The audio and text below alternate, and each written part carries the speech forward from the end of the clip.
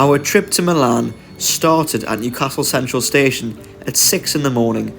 We boarded the first of 2 trains to Manchester Airport, and from there we flew to Bologna. Here we are in Bologna. This is part of our journey to get to Milan. We flew from Manchester to Bologna and we're now getting a train to Milan. It's quite warm here, even though it's mid-September. It is cloudy, but it's very sticky, very humid. The monorail getting here was jam-packed. There's a lot of Newcastle supporters on there as well. But we just about made it. We've now got our tickets to go to Milan. Just waiting for the train. I think it's about 10 minutes delayed, so hopefully not too long. It's an hour to Milan. Yeah, that's about it. And we will see you over there. As we approached Milan on the train from Bologna, the heavens opened with a deluge falling outside of the train windows. It was quite spectacular to see just how much rain was falling from, of course, the comfort of the train carriage. We have finally made it to Milan. It was quite a long train journey, a bit delayed as I mentioned previously, but we're here and it's pouring outside. The weather is not very good. I think it's eased a little bit since we've come into the station, but as we were on the approach in, it was really quite heavy. We're now in Milan Central Station. We're going to hop on the metro there on M2 to get to our accommodation. Probably get some bits and bobs from the supermarket around the corner. And then I think we'll have a sensible enough night. It's getting on a little bit now. By the time I've got here, it's 25 to 7, so a bit later on in the day. But apart from that, all is well. Get on the metro now, but welcome to Milan. On the morning of the match, we headed straight for Milan Cathedral and bumped into Mehrdad Gudusi, one of Newcastle's directors. So here we are in Piazza del Duomo, Milan's cathedral, right behind me. There's a lot of Newcastle shirts all around. I can just see black and white wherever I turn, to be honest. I can even see Michael Chopper over there. But Newcastle have really taken over another city centre. They're back 20 years on from the last Champions League game. Of course, the last away game in the Champions League was also the San Siro. That was Inter Milan. Tonight it is AC Milan, and what an occasion it will be. Sandro Tonali coming back to his old club, the club he supports. Can we win? That remains to be seen. In the afternoon of the match, we headed to Milan's canal district of Navigli, to where all of the Newcastle supporters were congregating before the match.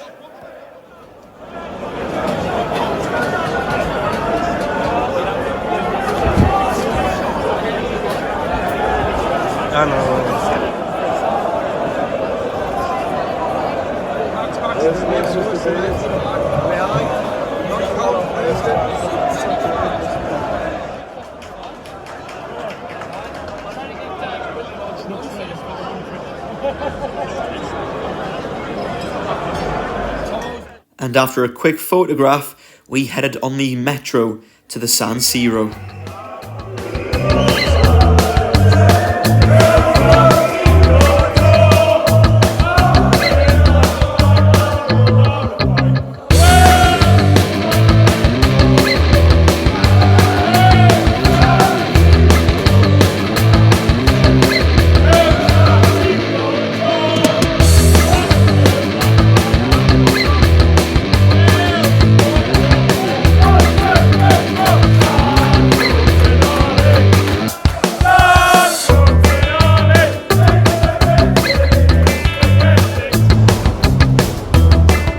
Having got through all of the stadium security checks, we took in the view from the away end and then watched in anticipation as the time drew nearer to kick-off.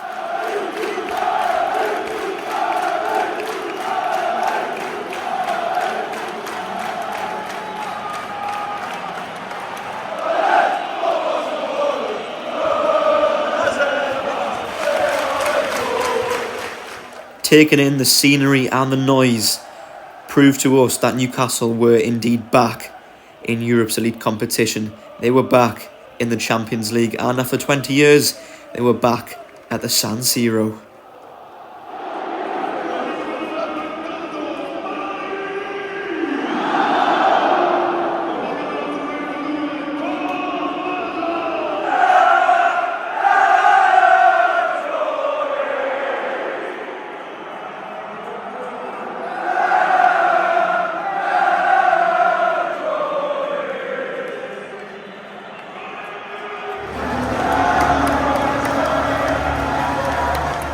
The teams then came out of the tunnel, and the 4,000 Newcastle supporters right up in the gods took in Milan's flag display before hearing that ever-famous music of the Champions League.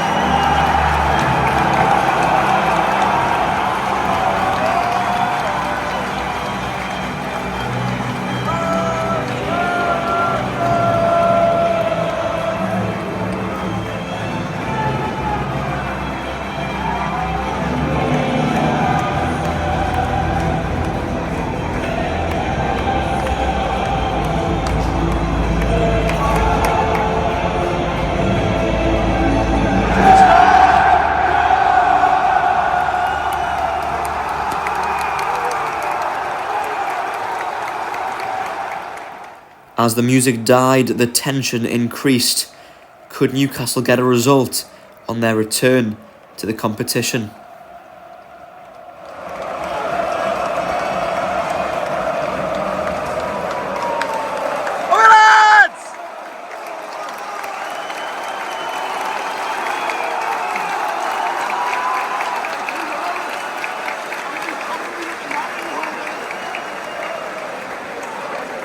The backs look funny.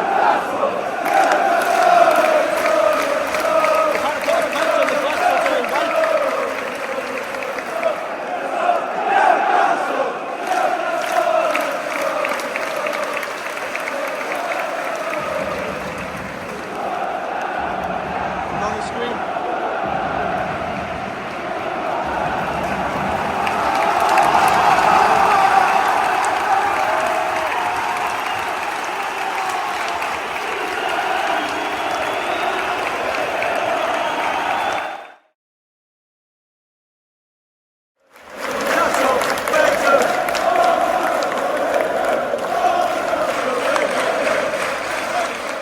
The game ended 0-0, and the 4,000 Newcastle supporters up in the heavens were going back very happy.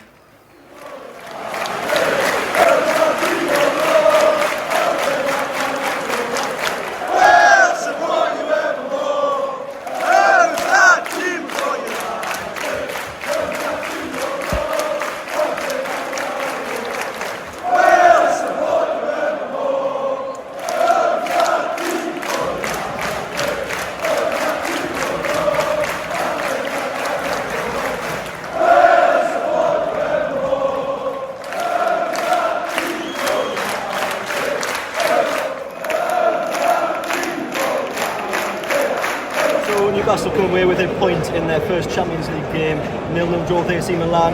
Milan had probably more of the ball than Newcastle did, but Newcastle had a really good chance right at the very death. Sean Longstaff testing the substitute keeper that Milan brought on with their first choice getting injured during the game. But here we are in the San Siro at full time, just waiting to be let out now. But a fantastic occasion. Newcastle certainly held their own in that game as well. They certainly weren't disgraced, had chances. Perhaps not as many as Milan, but that's to be expected, and I think they were dead on the feet by the end of the game. But regardless, it's a fantastic first game back to the Champions League. On to the next one, PSG at home in a couple of weeks' time. Getting back to our accommodation after the match had finished was certainly not easy. Closed metros meant having to walk to a station that was open, and then a delayed flight the following day from Milan to Copenhagen meant missed connections to either Manchester or London from Copenhagen. One supporter who was affected by this alongside ourselves was Joe Coggins. He told me about his experience. So firstly, before we get into the issues of today, what's your experience been like watching Newcastle in Milan? Oh, it's been great, to be honest with you. Everything up until, I say, leaving the game was great. You know, the tunnel, the stadium, the game, atmosphere was unbelievable. Probably the best stadium I've been to watch a game, bar for none, the best. But Getting home last night was horrendous. Took 2-3 hours to get to the canal, non-stop, in and out of the metro station. It was hot, sweaty, no water, just nothing. It was just shambolic, really. The game itself, of course, Newcastle drew 0-0. They didn't have too many chances. Obviously, they had that short Longstaff one right at the end. Milan had more of the game, but do you think Newcastle were worthy of their point? Yeah, to be honest, I mean, obviously AC Milan, they're a big team. Semi-finals last year, so for us, first time in the Champions League in 20 years. I take it, to be honest with you. If someone said to me before, have a point against Milan in the San Siro, I'd take it every day of the week. So apart from the last minute chance, 100%.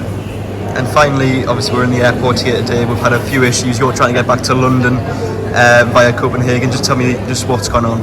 Well, I mean, got here, got down to the boarding gate. I thought, okay, great, get to Copenhagen, it'll be fine. But ever since then, flight delayed 2 or so hours, and it just seems to be getting worse and worse, really. So fingers crossed, and get to Copenhagen. I missed my flight already, so just see what I can try and organise from there. But it looks like a night in Copenhagen, and then back to London tomorrow morning.